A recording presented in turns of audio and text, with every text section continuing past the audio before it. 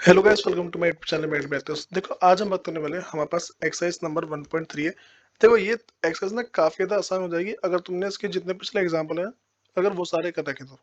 और नहीं करें कोई दिक्कत की बात नहीं है। देखो, जो मैं तुम्हें क्वेश्चन फर्स्ट कराने वाला हूँ, क्वेश्चन काफ़ी काफ़ी आसान सा है।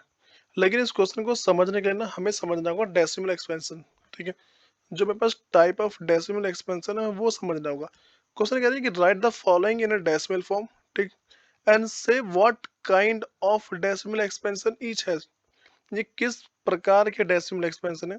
तो अगर मैं डेसिमल एक्सपेंशन की बात करूं, पहले इसको दो पार्ट में बांटा गया। ठीक है, इसको दो पार्ट में बांटा गया। ठीक, पहले को नॉर्मली बोलते हैं रिपीटिंग। ठीक है, दूसरा पर्सन नॉन रिपीटिंग। ठीक, देखो जैसे मैं तुम्हें अगर ना तुमने इसकी पिछली वीडियो देखी होगी तो मैं इसका डायग्राम बनवा रखा था।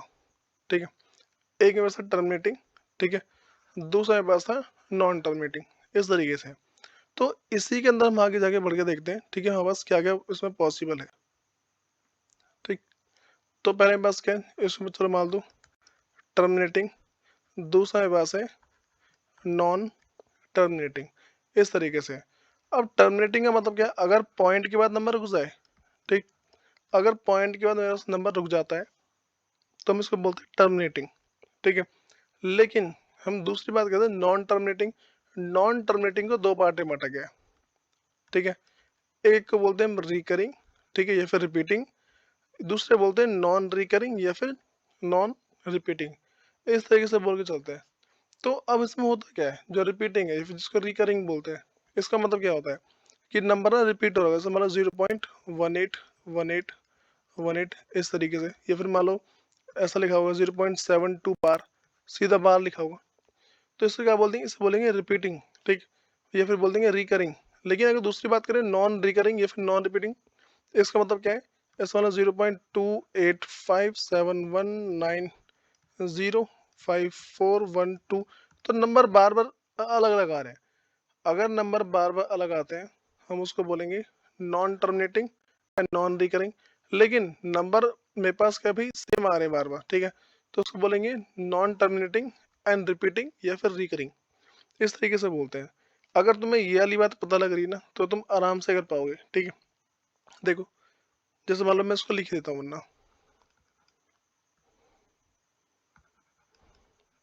टर्मिनेटिंग। ठीक है, और इसको मतलब non terminating, NON non terminating. ठीक, इस तरीके से हो गया। और जो अगर आर की बात करें, इसको तो रिकरिंग बोल लो या फिर इसको रिपीटिंग बोल लो। रिकरिंग बोल देता हूँ। ठीक है, ये तुम्हारा रिकरिंग हो गया और ये तुम्हारा हो जाएगा नॉन रिकरिंग। नॉन रिकरिंग, ठीक, इस तरीके से। तो अब अगर ना जब तुम इन क्वेश्चन को डिवाइड करने बैठते हो, ठीक है, तो डिवाइड करते तुम ये देखना कि कौन सा क्वेश्चन कैसा है। इसको करने का तरीका काफी आसान है। इसका 36 है, इसको मैं डिवाइड करूँ 100 से। ठीक है, तो आंसर आएगा 0.36। देखो स्टॉप हो गया ना। अगर स्टॉप हो गया तो हम उसको क्या बोल देंगे, सिंपली बोलेंगे टर्मिनेटिंग है। क्या है पास है, टर्मिनेटिंग है।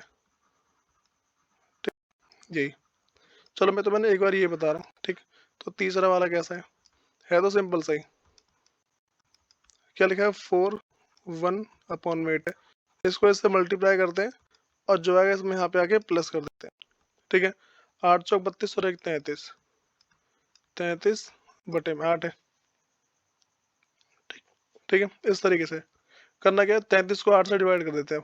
ठीक है, तो 33 को हम 8 से अगर डिवाइड करते हैं तो क्या आ जाएगा वो देखो।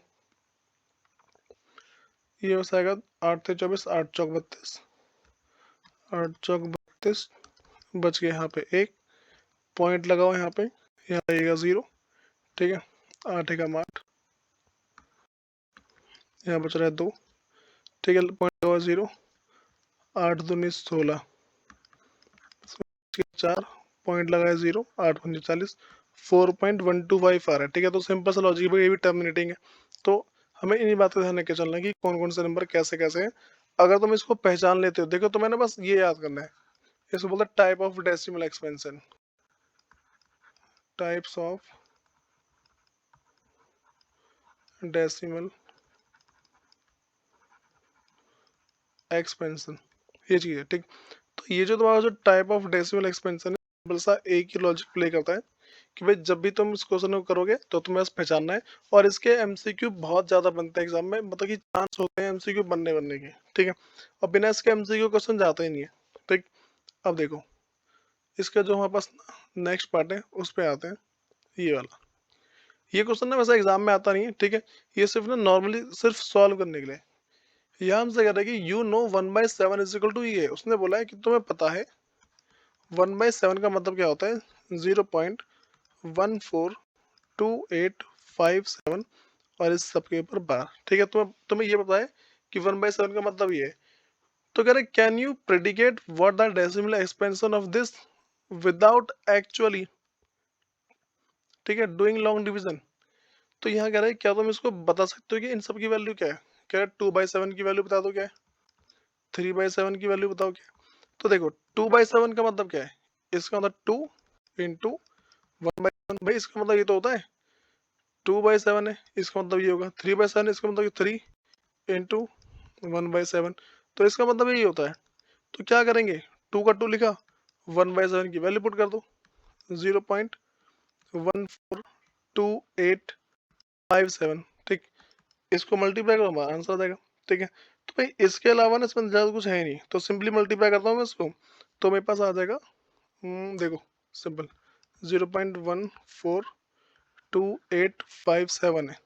इसको 2 से मल्टीप्लाई करते हैं, 7 दूनी 14 का 4, हाथ 1, 5 दूनी 10, 11 का 1, फिर दोबारा का 1, 2 16 और 1 17 का 7, हाथ से लिख, 2 दूनी 4 और 1 5, 4 दूनी 8, 2 एकम 2, ठीक है।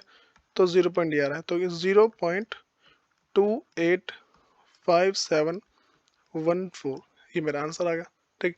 तो ऐसे तुम्हें जितने इसके बाकी पार्ट है ना उसे कर लेना है। फिर इसकी नेक्स्ट वीडियो हम करेंगे क्वेश्चन नंबर 3, मिलते हैं इसके नेक्स्ट वीडियो के अंदर। धन्यवाद।